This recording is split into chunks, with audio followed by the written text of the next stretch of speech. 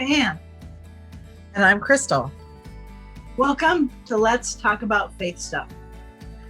Let's Talk About Faith Stuff was designed to be an inclusive, alternative faith experience that we hope will inspire you to create discussions about your faith with those you know. Today, we will continue having conversations about your faith questions. Last week, we talked about the idea of hell and the devil. It was a great conversation, and I hope that you've continued the conversations at home. Having faith questions doesn't mean that you doubt. It simply means that you have questions.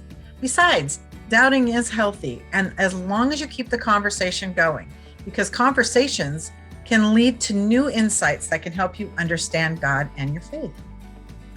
We want to encourage you to bring your questions to us so that we can discuss them. Today's question is another important question. Well then, let's really talk about faith stuff. All right, what is our question for this week? This week's question is, what is the meaning of baptism? What does it do? That's a great question. It is a great question. And you know, it seems simple when we first looked at it, but the more we look into it, it's a little more complicated. Well, and it's hard to find what the church believes about it. And it depends on the church that you're in. You know, the United Methodist Church, the documents that are out there and available don't mention some important things that other documents do, and it's hard to know which source to go to.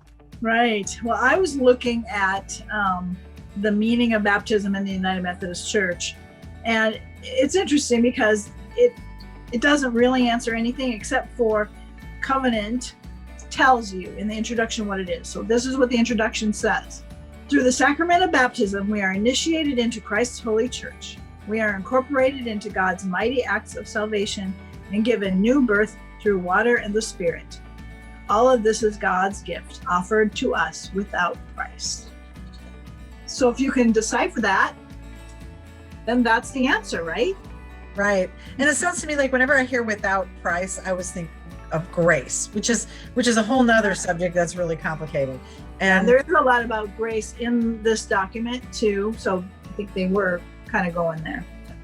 I think that it's important to remember about baptism that in the United Methodist Church, if you were baptized in another faith experience, that baptism still counts in the United Methodist Church. So you don't have to be re-baptized. I was baptized a Catholic, but I belong to the United Methodist Church and they accept my Catholic baptism. Something else that I found that I thought was helpful in trying to understand it, the water in baptism is symbolic of life itself.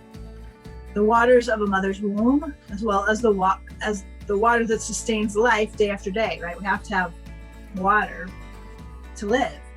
But in baptism, the water also symbolizes the waters of creation that represent the chaos of the universe we live in. So I thought that was kind of interesting. I'm not sure if I got that out of the same document or somewhere else.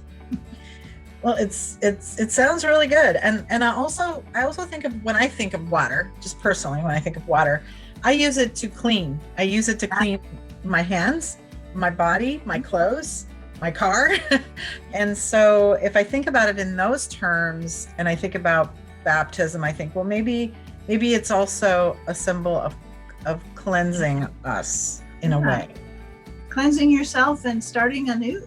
A lot of things I also read were, symbolizing new birth. Yeah, there's a lot of that coming up with Easter on the horizon about new birth and, the symbolism and the egg and all of that. But depending on, what your faith experience is, I definitely think that baptism is something everybody sort of needs to take a look at and see where they sit about it and how they feel about it and what it means to them. I think it's a very deeply personal thing. It's one of only 2 sacraments in the United Methodist Church. And then someone may ask what a sacrament is. And my good point. Rote description of a sacrament is it is an outward sign of an inward grace. I think that was a John Wesley quote, but I'm not positive about that either. Sounds like John Wesley. Yeah. And it's there we go again with the grace, so grace is definitely in the baptism picture for sure. Whenever I think of baptism, I think of that Jesus was baptized, that Jesus was baptized by his kinsperson, John. This was a new thing at that time. This hadn't been done. And Jesus came along. Well, John had been saying, I'm not the one. I'm preparing the way for the one. And when Jesus came along and was baptized, he came up out of the water. You could hear a voice saying, this is my son of whom I am very pleased. Baptism marks us for Christian discipleship and initiates us into the fellowship of the church. Oh, and one thing that I found as a question I found as I was looking through things to find the answer was, what if I don't get baptized and I die? What happens? And I think the answer to that is it's okay. It doesn't harm you not to have been. I think something that makes people think, then why should I do it? But right, if it doesn't matter, why should I do it? But I think it's important to think about what it does now. Well, and I think, with that dying, not being baptized thing, I think grace really does come into factor there too, that God's love and grace is big enough that we can't possibly imagine it in our scope of human brain. So I think we need to consider that too. Like, if children or people that have mental illness or, anybody that may not be capable of getting to a church to get baptized, God's going to factor that in. God is wise, I believe. So I think it's good. I think it's all good. And we can just sort of like live in God's grace in that way. Absolutely. I'm all for that. Thanks for joining us today. We hope you will continue the conversation. We'd love to hear from you about what interesting things your discussion came up with. Yes, we would. And there's an email address in the credits that you can send your questions. You can give us feedback and tell us how your discussions went. We look forward to hearing from you. And until then, keep questioning. We'll see you next time. Bye.